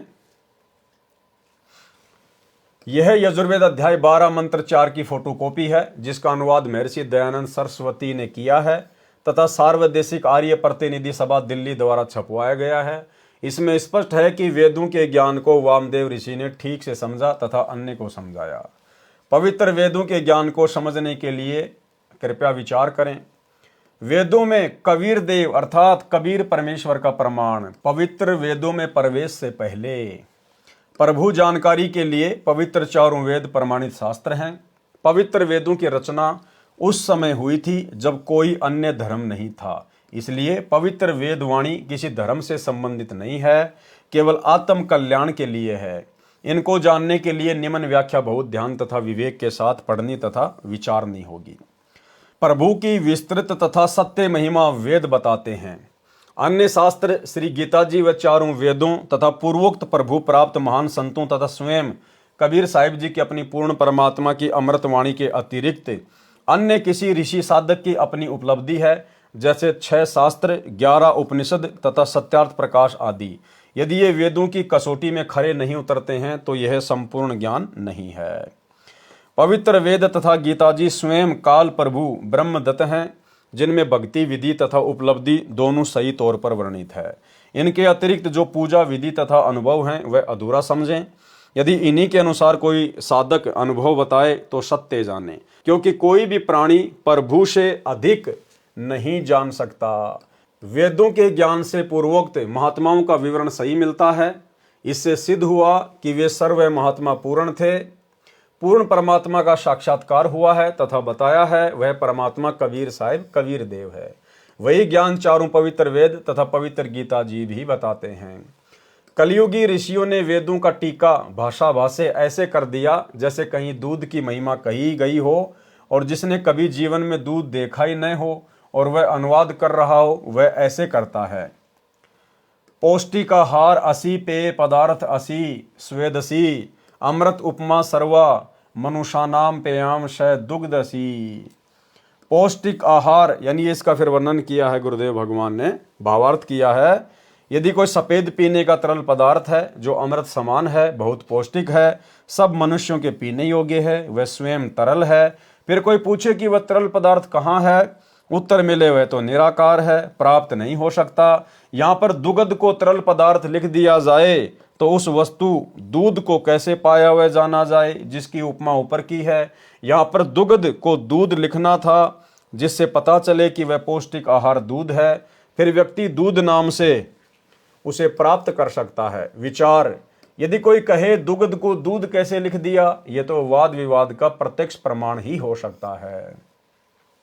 जैसे दुग्ध का दूध अर्थ गलत नहीं है, भाषा भिन्न होने से हिंदी में दूध तथा क्षेत्रीय भाषा में दूधू लिखना भी संस्कृत भाषा में लिखे दुग्ध का ही बोध है। जैसे पलवल शहर के आसपास के ग्रामीण परवर कहते हैं। यदि कोई कहे कि परवर को पलवल कैसे सिद्ध कर दिया, मैं नहीं मानता, यह तो व्यर्थ का वाद विवाद है। ठीक इसी प्रकार कोई कहे कि कबीर देव को कबीर परमेश्वर कैसे सिद्ध कर दिया, यह तो व्यर्थ का वाद विवाद ही है। जैसे यजुर्वेद है, यह एक धार्मिक पवित्र पुस्तक है जिसमें प्रभु की यज्ञ स्तुतियों की ऋचाएं लिखी हैं तथा प्रभु कैसा है, कैसे पाया जाता है, सब विस्तृत वर्णन है। अब पवित्र यजुर्वेद की महिमा कहें कि प्रभु की यज्ञ स्तुतियों की ऋचाओं का भंडार है, बहुत अच्छी विधि वर्णित है, एक अनमोल जानकारी है। और यह लिखे नहीं कि वह यजुर्वेद है, अपितु यजुर्वेद का अर्थ लिख दे कि यज्ञ स्तुतियों का ज्ञान है, तो उस वस्तु पवित्र पुस्तक को कैसे पाया जा सके। उसके लिए लिखना होगा कि वह पवित्र पुस्तक यजुर्वेद है जिसमें यज्ञ ऋचाएं हैं। अब यजुर्वेद की संधि विच्छेद करके लिखें, यजुर प्लस वेद भी वही पवित्र पुस्तक यजुर्वेद का ही बोध है। यजु प्लस वेद भी वही पुस्तक यजुर्वेद का ही बोध है जिसमें यज्ञ स्तुतियों की ऋचाएं हैं। उस धार्मिक पुस्तक को यजुर्वेद कहते हैं। ठीक इसी प्रकार चारों पवित्र वेदों में लिखा है कि वह कबीर देव कबीर परमेश्वर है, जो सर्वशक्तिमान जगत पिता, सर्वसृष्टि रचनहार, कुल मालिक तथा पाप विनाशक व काल की कारागार से छुटवाने वाला अर्थात बंदी छोड़ है। इसको कबीर प्लस देव लिखें तो भी कबीर परमेश्वर का बोध है, कवि प्लस देव लिखें तो भी कबीर परमेश्वर अर्थात कबीर प्रभु का ही बोध होता है। इसलिए कबीर देव उसी कबीर साहिब का ही बोध करवाता है। सर्वशक्तिमान, अजर अमर, सर्व ब्रह्मांडों का रचनहार, कुल मालिक है, क्योंकि पूर्वोक्त प्रभु प्राप्त संतों ने अपनी अपनी मातृभाषा में कबीर को कबीर बोला है तथा वेद को वेद बोला है। इसलिए व और बै में अंतर हो जाने पर भी पवित्र शास्त्र वेद का ही बोध है। विचार, जैसे कोई अंग्रेजी भाषा में लिखे कि God Kabir, Kabir is almighty, इसका हिंदी अनुवाद करके लिखे कबीर या कबीर परमेश्वर सर्वशक्तिमान है। अब अंग्रेजी भाषा में तो हलंत की व्यवस्था ही नहीं है, फिर मातृभाषा में इसी को कबीर कहने तथा लिखने लगे। यही परमात्मा कबीर देव, कबीर परमेश्वर 3 युगों में नामांतरण करके आते हैं, जिनमें इनके नाम रखते हैं। सतयुग में सतसुकृत, त्रेता युग में मुनिंदर, द्वापर युग में करुणामय तथा कलयुग में कबीर देव। वास्तविक नाम उस पूर्ण ब्रह्म का कबीर देव ही है, जो सृष्टि रचना से पहले भी अनामी लोक में विद्यमान थे। इन्हीं के उपमात्मक नाम सत्य पुरुष, अकाल मूर्त, पूर्ण ब्रह्म, अलग पुरुष, अगम पुरुष, परम पुरुष, ब्रह्म आदि हैं।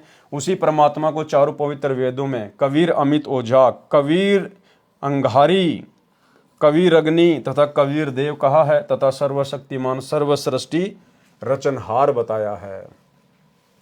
पवित्र कुरान शरीफ में सूरत फुरकानी 25 आयत नंबर 19, 21, 52, 58, 59 में भी प्रमाण है। कई एक का विरोध है कि जो शब्द कबीर देव है, इसको संधि विच्छेद करने से कवि प्लस देव बन जाता है। ये कबीर परमेश्वर या कबीर साहिब कैसे सिद्ध किया? वह को बै तथा छोटी ई की मात्रा को बड़ी ई की मात्रा करना बेसमझी है। विचार, एक ग्रामीण लड़के की सरकारी नौकरी लगी, जिसका नाम करमवीर पुत्र श्री धर्मवीर सरकारी कागजों में तथा करमवीर पुत्र श्री धर्मवीर पुत्र प्रताप गांव के चौकीदार की डायरी में जन्म के समय का लिखा था। सरकार की तरफ से नौकरी लगने के बाद जांच पड़ताल कराई जाती है। एक सरकारी कर्मचारी जांच के लिए आया। उसने पूछा, करमवीर पुत्र श्री धर्मवीर का मकान कौन सा है? उसकी अमुक विभाग में नौकरी लगी है। गांव में करमवीर को कर्मा तथा उसके पिता को धर्मा तथा दादाजी को परता आदि उर्फ नामों से जानते थे। व्यक्तियों ने कहा कि इस नाम का लड़का इस गांव में नहीं है। काफी पूछताछ के बाद एक लड़का जो करमवीर का सहपाठी था, उसने बताया कि यह कर्मा की नौकरी के बारे में है। तब उस बच्चे ने बताया, यही करमवीर उर्फ कर्मा तथा धर्मवीर उर्फ धर्मा ही है। फिर उस कर्मचारी को शंका उत्पन्न हुई कि करमवीर नहीं करमवीर है। उसने कहा, चौकीदार की डायरी लाओ, उसमें भी लिखा था करमवीर पुत्र धर्मवीर पुत्र प्रताप, पूरा र व के स्थान पर बै तथा छोटी ई की मात्रा लगी थी। तो भी वही बच्चा करमवीर ही सिद्ध हुआ, क्योंकि गांव के नंबरदारों तथा प्रधानों ने भी गवाही दी कि बेशक मात्रा छोटी बड़ी या र आधा या पूरा है, लड़का सही इसी गांव का है। सरकारी कर्मचारी ने कहा, नंबरदार अपने हाथ से लिख दे। नंबरदार ने लिख दिया, मैं करमवीर पुत्र धर्मवीर को जानता हूं, जो इस गांव का वासी है, और हस्ताक्षर कर दिए। बेशक नंबरदार ने वीर में छोटी ई की मात्रा तथा करम में बड़े रे का प्रयोग किया है, परंतु हस्ताक्षर करने वाला गांव का गणमान्य व्यक्ति है।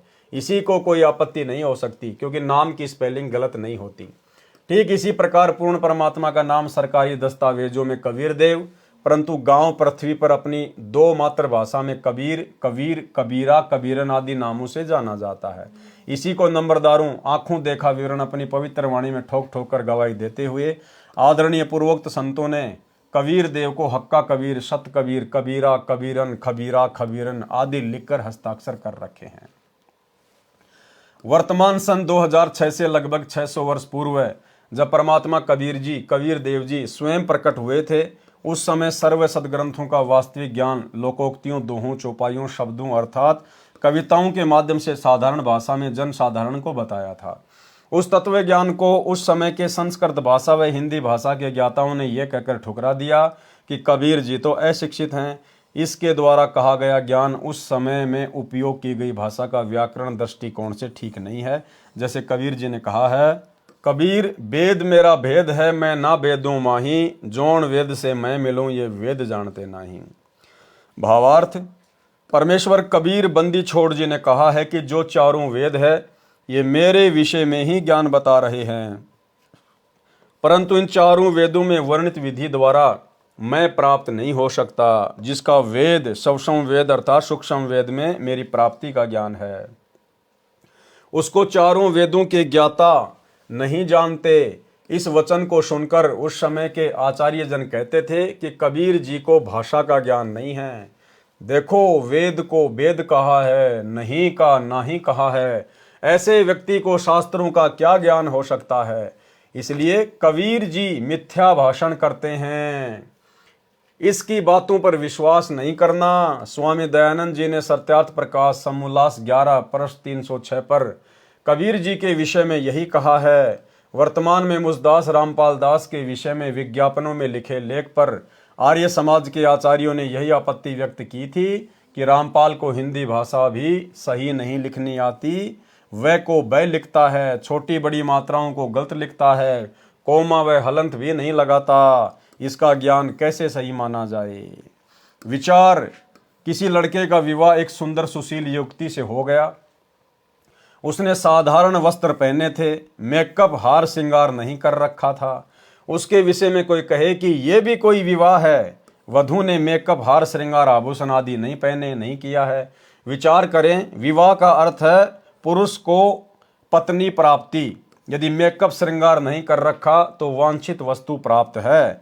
यदि श्रृंगार कर रखा है लड़की ने तो भी बुरा नहीं किया, परंतु एक श्रृंगार के अभाव से विवाह को ही नकार देना कौन सी बुद्धिमता है। ठीक इसी प्रकार परमेश्वर कबीर बंदी छोड़ तथा संत रामपाल दास जी महाराज द्वारा दिया तत्व ज्ञान है, वास्तविक ज्ञान प्राप्त है। यदि भाषा में श्रृंगार का अभाव अर्थात मात्राओं व हलंतों की कमी है तो विद्वान पुरुष कृपया ठीक करके पढ़ें। इसी तरह इस उलझी हुई ज्ञान गुत्थी को सुलझाया जाएगा। इसमें भाषा तथा व्याकरण की भूमिका क्या है। स्वामी दयानंद सरस्वती जी ने अपने द्वारा रचे पवित्र उपनिषद सत्यार्थ प्रकाश के 7वें समूलांश में प्रश्न नंबर 217, 212 अजमेर से प्रकाशित तथा पृष्ठ संख्या 173 दीनानगर दयानंद मठ पंजाब से प्रकाशित लिखा है। उसका भावार्थ है कि ब्रह्म ने वेदवाणी 4 ऋषियों में जीवस्त रूप से बोले। जैसे लग रहा था कि ऋषि वेद बोल रहे थे, परंतु ब्रह्म बोल रहा था तथा ऋषियों का मुख प्रयोग कर रहा था। जीवस्त रूप का भावार्थ है जैसे ऋषियों के अंदर कोई और जीव स्थापित होकर बोल रहा हो। बाद में उन ऋषियों को कुछ मालूम नहीं कि क्या बोला क्या लिखा।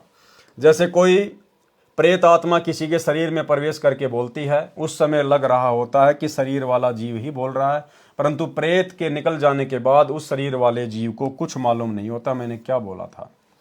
इसी प्रकार बाद में ऋषियों ने वेद भाषा को जानने के लिए व्याकरण, निघटु आदि की रचना की, जो स्वामी दयानंद जी के शब्दों में सत्यार्थ प्रकाश 3रे समूलास पेज नंबर 80 अजमेर से प्रकाशित तथा पृष्ठ संख्या 64 दीनानगर पंजाब से प्रकाशित में पवित्र चारों वेद ईश्वर कृत्य होने से निभ्रात है। वेदों का प्रमाण वेद ही है।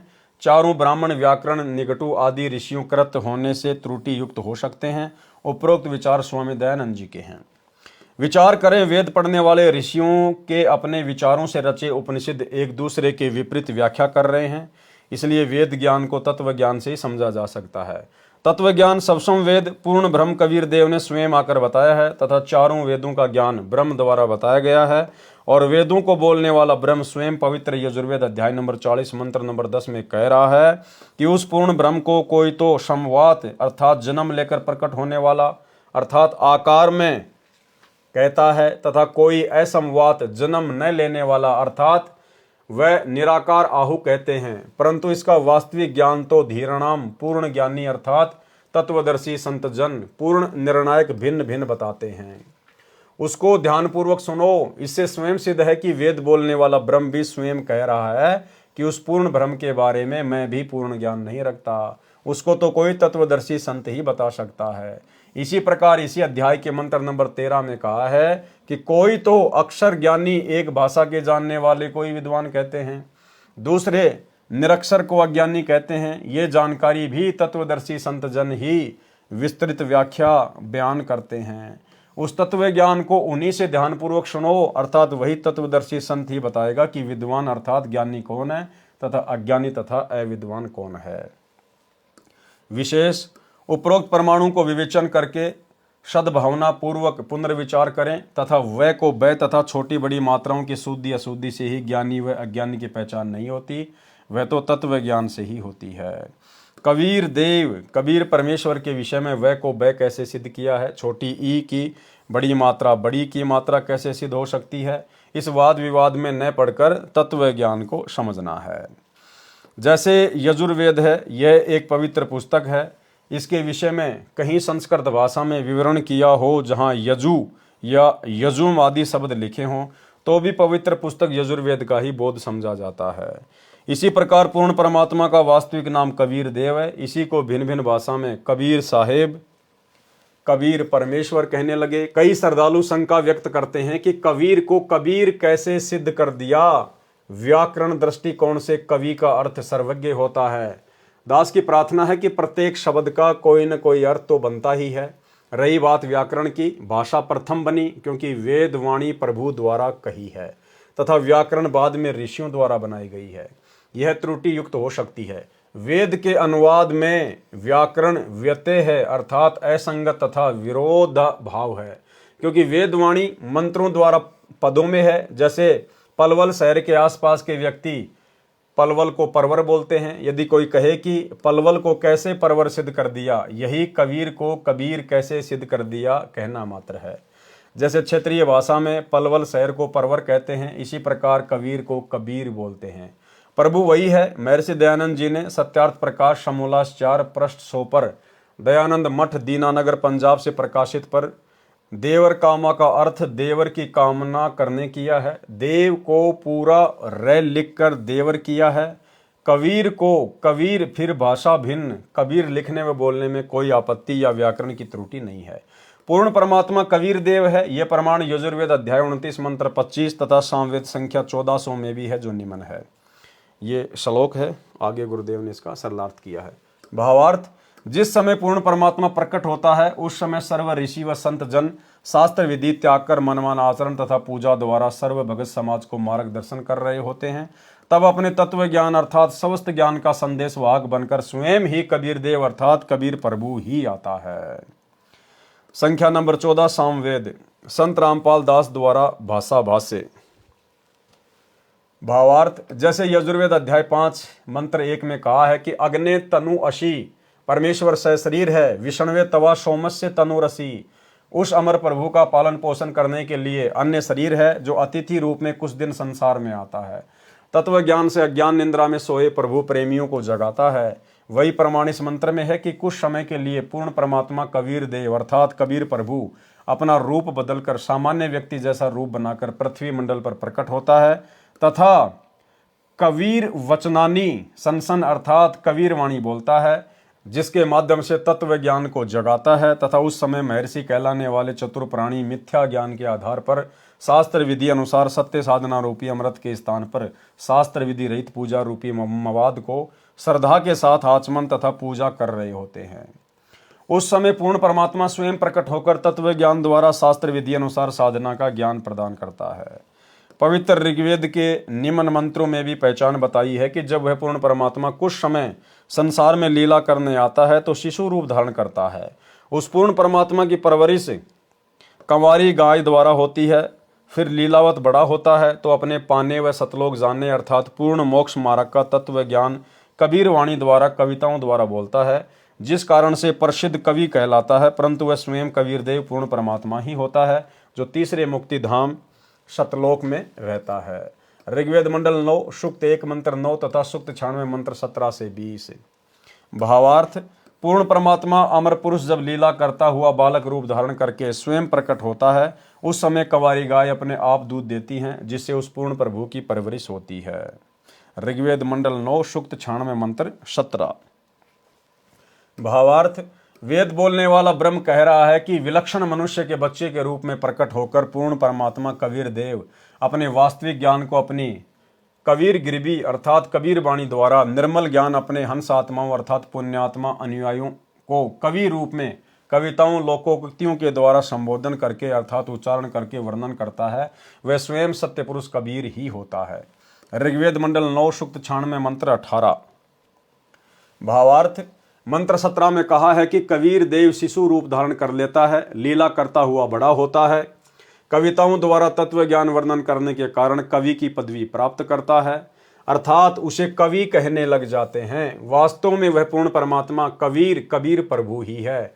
उसके द्वारा रची अमृतवाणी कबीर वाणी कबीर गिरवी अर्थात कबीर वाणी कही जाती है, जो भक्तों के लिए स्वर्ग तुल्य सुखदायी होती है। वही परमात्मा तीसरे मुक्ति धाम अर्थात सतलोक की स्थापना करके एक गुम्मद अर्थात गुम्मज में सिंहासन पर तेजोमय मानव सदृश शरीर में आकार में विराजमान है। इस मंत्र में तीसरा धाम सतलोक को कहा है। जैसे एक ब्रह्म का लोक है जो 21 ब्रह्मांड का है, दूसरा परब्रह्म का लोक है जो 7 संग ब्रह्मांड का क्षेत्र है, तीसरा परम अक्षर ब्रह्म अर्थात पूर्ण ब्रह्म का रितधाम अर्थात सतलोक है। फोटोकॉपी ऋग्वेद मंडल नंबर 9 सूक्त 96 मंत्र 19 की। विवेचन ऋग्वेद मंडल 9 सूक्त 96 मंत्र 19 का भी आर्य समाज के विद्वानों ने अनुवाद किया है। इसमें भी बहुत भारी गलतियां हैं। पुस्तक विस्तार के कारण केवल अपने मतलब की जानकारी प्राप्त करते हैं। इस मंत्र में चौथे धाम का वर्णन है जो आप जी सृष्टि रचना में पढ़ेंगे, उससे पूर्ण जानकारी होगी। पढ़ें इसी पुस्तक के पृष्ठ 603 पर। परमात्मा ने ऊपर के 4 लोक अजर अमर रचे हैं। अनामी लोक जो सबसे ऊपर है, अगम लोक, अलख लोक, शतलोक। हम पृथ्वी लोक पर हैं। यहां से ऊपर के लोकों की गिनती करेंगे तो सत्यलोक, अलख लोक, अगम लोक तथा अनामी लोक गिना जाता है। उस चौथे धाम में बैठकर परमात्मा ने सर्व ब्रह्मांडों व लोकों की रचना की। शेष रचना शतलोक में बैठकर की थी। आर्य समाज के अनुवादकों ने तुरिया परमात्मा अर्थात चौथे परमात्मा का वर्णन किया है। यह चौथा धाम है। उसमें मूल पाठ मंत्र 19 का भावार्थ है कि तत्वदर्शी संत चौथे धाम तथा चौथे परमात्मा का भिन्न भिन्न वर्णन करता है। पाठक जन कृपया पढ़ें सृष्टि रचना इसी पुस्तक के पेज नंबर 603 पर, जिससे आप जी को ज्ञान होगा कि लेखक संत रामपाल दास ही वह तत्वदर्शी संत है जो तत्व ज्ञान से परिचित है। फोटोकॉपी ऋग्वेद मंडल 9 सूक्त 96 मंत्र 20। विवेचन ऋग्वेद मंडल 9 सूक्त 96 मंत्र 20 का यथार्थ ज्ञान जानते हैं। इस मंत्र का अनुवाद महर्षि दयानंद के चेलों द्वारा किया गया है। इनका दृष्टिकोण ये रहा है कि परमात्मा निराकार है, क्योंकि महर्षि दयानंद जी ने ये बात दृढ़ की है कि परमात्मा निराकार है। इसलिए अनुवादक ने सीधे मंत्र का अनुवाद घुमा फिरा कर किया है। जैसे मूल पाठ में लिखा है कि ये मंत्र है, जैसे पूर्व में वेद मंत्रों में कहा है कि परमात्मा ऊपर के लोक में रहता है, वहां से गति करके पृथ्वी पर आता है, अपने रूप को अर्थात शरीर के तेज को सरल करके आता है। इस ऋग्वेद मंडल 9 सूक्त 96 मंत्र 20 में उसी की पुष्टि की गई है। कहा है कि परमात्मा ऐसे अन्य शरीर धारण करके पृथ्वी पर आता है जैसे मनुष्य वस्त्र धारण करता है, और धनानाम दृढ़ भक्तों अच्छी आत्माओं को प्राप्त होता है, उनको वाणी उच्चारण करके तत्व ज्ञान सुनाता है। फोटोकॉपी ऋग्वेद मंडल नंबर 9 सूक्त 82 मंत्र 1-2। विवेचन ऊपर ऋग्वेद मंडल 9 सूक्त 82 मंत्र 1-2 की फोटोकॉपी है। यह अनुवाद महर्षि दयानंद जी के दिशा निर्देश से उन्हीं के चेलों ने किया है और सार्वदेशिक आर्य प्रतिनिधि सभा दिल्ली से प्रकाशित है। इसमें स्पष्ट है कि मंत्र 1 में कहा कि सर्व की उत्पत्ति करने वाला परमात्मा तेजोमय शरीर युक्त है, पापों को नाश करने वाला और सुखों की वर्षा करने वाला अर्थात सुखों की झड़ी लगाने वाला है। वह ऊपर सत्यलोक में सिंहासन पर बैठा है जो देखने में राजा के समान है। यही प्रमाण सूक्ष्म वेद में भी है कि अरस कुरुस पर सफेद गुमट है, जहां परमेश्वर का डेरा, श्वेत चित्र सिर मुकुट विराजे, देखत न उस चेहरे नु। यही प्रमाण बाइबल ग्रंथ तथा कुरान शरीफ में भी है कि परमात्मा ने 6 दिन में सृष्टि रची और 7वें दिन ऊपर आकाश में तकत अर्थात सिंहासन पर जा विराजा। बाइबल के उत्पत्ति ग्रंथ 2, 26, 30 तथा कुरान शरीफ की सूरत फुरकानी 25 आयत नंबर 52 से 59 में है। वह परमात्मा अपने अमर धाम से चलकर पृथ्वी पर शब्द वाणी से ज्ञान सुनाता है। वह वर्णीय अर्थात आदरणीय श्रेष्ठ व्यक्तियों को प्राप्त होता है, उनको मिलता है। जैसे संत धर्मदास जी बांधवगढ़ मध्य प्रदेश वाले को मिले, संत मलुक दास जी को मिले, संत दादू दास जी को मिले, आमेर राजस्थान में मिले, संत नानक देव जी को मिले, संत गरीबदास जी गांव छुडानी जिला झज्जर हरियाणा वाले को मिले, संत घीसा दास जी गांव खेकड़ा जिला बागपत उत्तर प्रदेश वाले को मिले, संत जम्बेश्वर जी विश्नोई धर्म के प्रवर्तक को गांव समराथल राजस्थान वाले को मिले। यानी भाइयों और बहनों, जो संत जम्बेश्वर है विश्नोई समाज के, उनको भी कबीर परमात्मा सतगुरु रामपाल जी ही आकर मिले थे, जिनकी वाणियां हैं 24 प्रमाण। 24 प्रमाण नाम से ऐसी कुछ उनकी वाणियां हैं। अक्सर भगत भाई बहन व्हाट्सएप पर सोशल मीडिया पर भेजते रहते हैं। तो उन 24 वाणियों के माध्यम से भी सतगुरु रामपाल जी परमेश्वर जी के विषय में बहुत सारी बातें बताई गई हैं।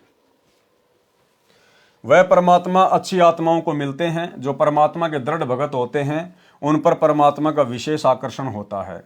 उदाहरण भी बताया है कि जैसे विद्युत अर्थात आकाशीय बिजली सने वाले स्थानों को आधार बनाकर गिरती है, जैसे कांसी धातु पर बिजली गिरती है। पहले कांसी धातु के कटोरे, गिलास, थाली, बेले आदि आदि होते थे। वर्षा के समय तुरंत उठाकर घर के अंदर रखा करते थे। वर्द कहते थे कि कांसी के बर्तन पर बिजली अमूमन गिरती है। इसी प्रकार परमात्मा अपने प्रिय भक्तों पर आकर्षित होकर मिलते हैं। मंत्र नंबर 2 में तो यह भी स्पष्ट किया है कि परमात्मा उन अच्छी आत्माओं को उपदेश करने की इच्छा से स्वयं महापुरुषों को मिलते हैं। उपदेश का भावार्थ है कि परमात्मा तत्व ज्ञान बताकर उनको दीक्षा भी देते हैं। उनके सतगुरु भी स्वयं परमात्मा होते हैं। ये भी स्पष्ट किया है कि परमात्मा अत्यंत गतिशील पदार्थ अर्थात बिजली के समान तीव्रगामी होकर हमारे धार्मिक अनुष्ठानों में आप पहुंचते हैं। आप जी ने पीछे पढ़ा कि संत धर्मदास को परमात्मा ने यही कहा था कि मैं वहां अवश्य जाता हूं जहां धार्मिक अनुष्ठान होते हैं, क्योंकि मेरी अनुपस्थिति में काल कुछ भी उपद्रव कर देता है। इसीलिए भाई और बहनों, जहां जहां भी साध संगतियां होती थी, जहां जहां भी संगत में सार्वजनिक तौर पर मैसेज डालकर साध संगतियां होती थी, वहां पर काल प्रेरणा से उपद्रव मचाने के लिए सतलोक आश्रम मैनेजमेंट हरियाणा वाले, इनके कोऑर्डिनेटर, बेचारी भ्रमित संगत विरोध करने के लिए अवश्य पहुंच जाती थी पुलिस प्रशासन को लेकर। लेकिन परमात्मा का विधान है कि जहां भी धार्मिक अनुष्ठान होता है वहां मैं बिजली की गति के समान जाता हूं, अन्यथा उपद्रवी लोग उस समागम को संपूर्ण नहीं होने देते।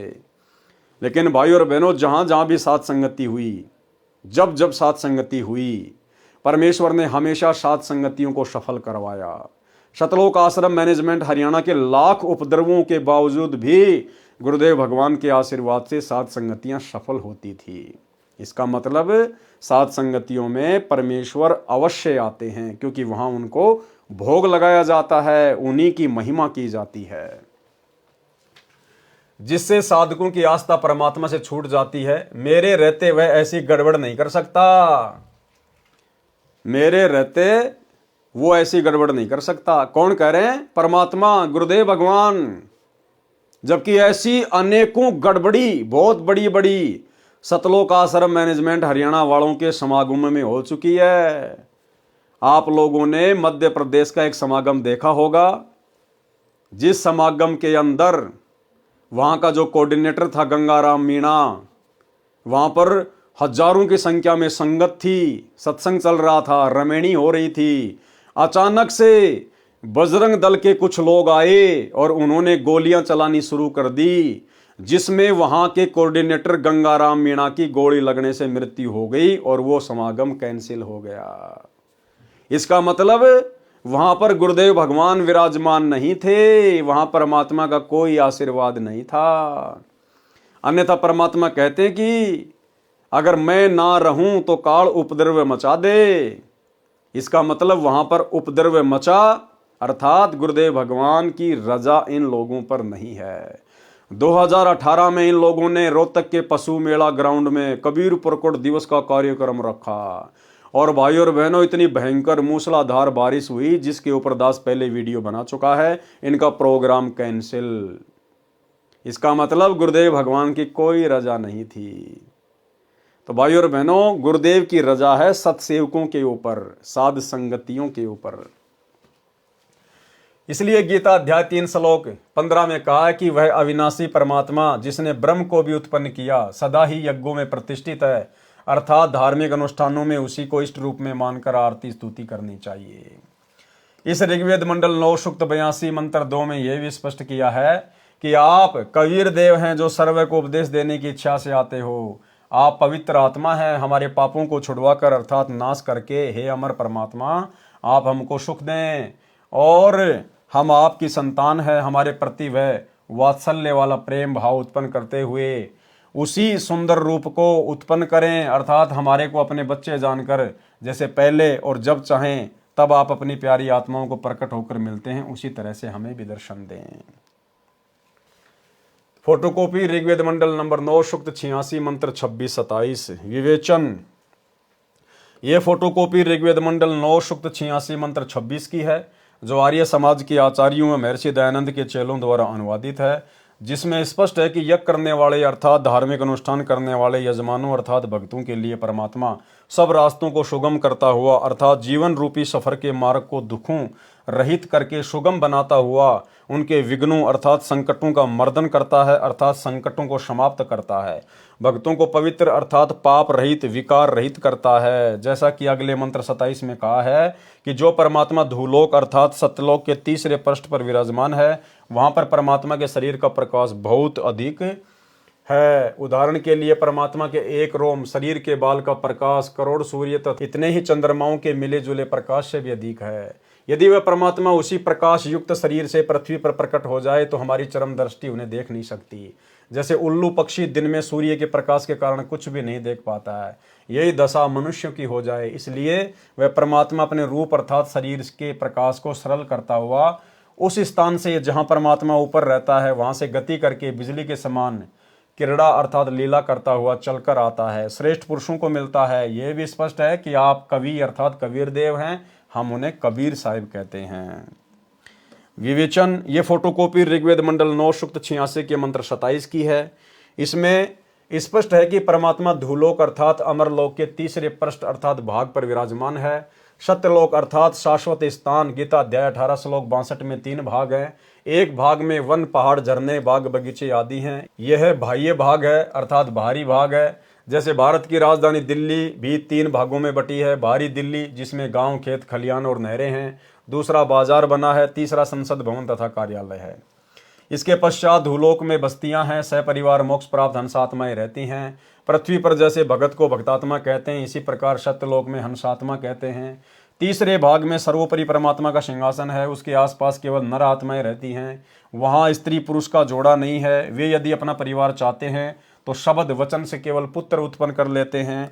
इस प्रकार शाश्वत स्थान अर्थात सत्यलोक 3 भागों में परमात्मा ने बांट रखा है। वहाँ यानी सतलोक में प्रत्येक स्थान पर रहने वालों में वृद्धावस्था नहीं है, वहाँ मृत्यु नहीं है।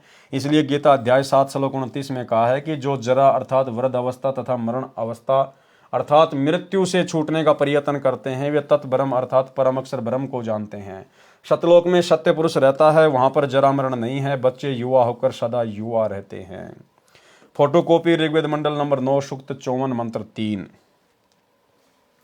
विवेचन, ऋग्वेद मंडल 9 सूक्त 54 मंत्र 3 की फोटोकॉपी में आप देखें। इसका अनुवाद आर्य समाज के विद्वानों ने किया है। उनके अनुवाद में भी स्पष्ट है कि वह परमात्मा भुवनोपरि संपूर्ण ब्रह्मांडों के ऊर्ध्व अर्थात ऊपर तिष्ठति विराजमान है, ऊपर बैठा है। इसका यथार्थ अनुवाद इस प्रकार है, जैसे सूर्य ऊपर है और अपना प्रकाश तथा उष्णता से सर्व को लाभ दे रहा है, इसी प्रकार ये अमर परमेश्वर जिसका ऊपर के मंत्रों में वर्णन किया है, सर्व ब्रह्मांडों के ऊपर बैठकर अपनी निराकार शक्ति से सर्व प्राणियों को लाभ दे रहा है तथा सर्व ब्रह्मांडों का संचालन कर रहा है। फोटोकॉपी ऋग्वेद मंडल नंबर 9 सूक्त 20 मंत्र 1। विवेचन, ऋग्वेद मंडल 9 सूक्त 20 मंत्र 1 का अनुवाद भी आर्य समाज के विद्वानों ने किया है। इसका अनुवाद ठीक कम गलत अधिक है। इसमें मूल पाठ में लिखा है विशेष।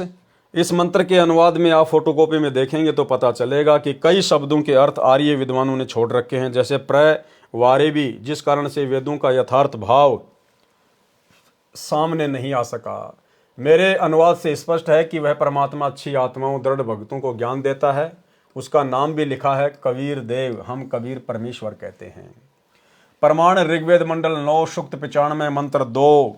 ऋग्वेद मंडल 9 सूक्त 95 मंत्र 2 का अनुवाद महर्षि दयानंद के चेलों ने किया है, जो बहुत ठीक किया है। इसका भावार्थ है कि पूर्वोक्त परमात्मा अर्थात जिस परमात्मा के विषय में पहले वाले मंत्रों में ऊपर कहा गया है, वह अपना शरीर धारण करके सत्य भक्ति का मार्ग अर्थात यथार्थ आध्यात्मिक ज्ञान अपनी अमृतवाणी वाक अर्थात वाणी द्वारा मुक्ति मार्ग की प्रेरणा करता है। वह मंत्र ऐसा है जैसे नाविक नौका में बैठकर पार कर देता है, ऐसे ही परमात्मा सत्य भक्ति मार्ग रूपी नौका के द्वारा साधक को संसार रूपी दरिया से पार करता है। वह देवानाम देव, सब देवों का देव अर्थात सब प्रभुओं का प्रभु परमेश्वर वाणी रूपी ज्ञान यज्ञ के लिए नामों का आविष्कार करता है। अर्थात जैसे गीता अध्याय 17 श्लोक 23 में ओम तत् सत में तत् तथा सत ये गुप्त मंत्र हैं, जो उसी परमेश्वर ने मुझे रामपाल दास को बताए हैं, उनसे ही पूर्ण मोक्ष संभव है। सूक्ष्म वेद में परमेश्वर ने कहा है कि सोहम शब्द हम जग में लाए, सार शब्द हम गुप्त छुपाए। भावार्थ, परमेश्वर ने स्वयं सोम शब्द भक्ति के लिए बताया है। ये 100 मंत्र किसी भी प्राचीन ग्रंथ वेद, गीता, कुरान, पुराण तथा बाइबल में नहीं है। फिर सूक्ष्म वेद में कहा है कि सोहम ऊपर और है, सत सुकृत एक नाम, सब हंसों का जहाँ वास है, बस्ती है बिन ठाम। भावार्थ, सोहम नाम तो परमात्मा ने प्रकट कर दिया, आविष्कार कर दिया, परंतु सार शब्द को गुप्त रखा था। अब मुझे लेखक संत रामपाल को बताया है, तो साधकों को दीक्षा के समय बताया जाता है। इसका गीता अध्याय 17 श्लोक 23 में कहे ओम तत्सत से संबंध है। यानी सोहम शब्द तो कबीर परमेश्वर जी ने बारंबार जब भी आए तब उन्होंने बताया, लेकिन जो सार शब्द है, जो गुप्त है, वो उन्होंने किसी को नहीं बताया था। तो वो आज कौन बता रहे हैं? गुरुदेव कह रहे हैं कि ये दास बता रहा है। और वेद क्या कह रहे हैं कि वो परमात्मा गुप्त मंत्रों का आविष्कार करता है। तो कौन हुए सतगुरु रामपाल जी जो आज सार नाम दे रहे हैं? वो गुप्त मंत्र बता रहे हैं, स्वयं कबीर देव। प्रमाण ऋग्वेद मंडल नंबर 9 सूक्त 94 मंत्र 1। विवेचन ऋग्वेद मंडल नंबर 9 सूक्त 94 मंत्र 1 का अनुवाद भी आर्य समाज के विद्वानों द्वारा किया गया है। विवेचन पुस्तक विस्तार को ध्यान में रखते हुए उन्हीं के अनुवाद से अपना मत सिद्ध करते हैं। जैसे पूर्व में लिखे वेद मंत्रों में बताया गया है कि परमात्मा अपने मुख कमल से वाणी उच्चारण करके तत्व ज्ञान बोलता है। लोकोक्तियों के माध्यम से, कवित्व से, दोहों, शब्दों, साखियों, चौपाइयों के द्वारा वाणी बोलने से प्रसिद्ध कवियों में से भी एक कवि की उपाधि प्राप्त करता है। उसका नाम कबीर देव अर्थात कबीर साहिब है। इस ऋग्वेद मंडल 9 सूक्त 94 मंत्र 1 में भी यही कहा है कि जो सर्वशक्तिमान परमेश्वर है वह कवियों की तरह आचरण करता हुआ पृथ्वी पर विचरण करता है। तो भाई और बहनों, आज के वीडियो में केवल इतना ही, क्योंकि आज के वीडियो में परमेश्वर ने वेदों के श्लोकों का, मंत्रों का अधिक वर्णन किया हुआ था। तो गुरुदेव के कर कमल से लिखित होने के कारण हमने इसको पढ़ना जरूरी है, क्योंकि हम पूरी पुस्तक को पढ़ेंगे। आने वाले समय में टीवी चैनलों पर ये वीडियो चला करेंगे, इसलिए हम भाई बहन इसको बिल्कुल भी हल्के में ना लें। इनको भले ही हमारे विशेष मतलब के नहीं हैं, क्योंकि गुरुदेव ने हमें बारंबार ये बातें समझा रखी हैं, हमें समझ में आ चुकी हैं, परंतु अन्य जगत वाले भाई बहनों के लिए सबूत के तौर पर ये वीडियो बनाना जरूरी था। बाकी कल जो वीडियो बनेगा रात्रि 8 बजे जो आप लाइव देखेंगे वो हमारे बहुत मतलब का होगा। तो आज के वीडियो में केवल इतना ही। गुरुदेव भगवान हम सबको आज्ञा दें, इजाज़त दें, आशीर्वाद दें। बंदी छोड़ सतगुरु रामपाल जी भगवान की जय हो।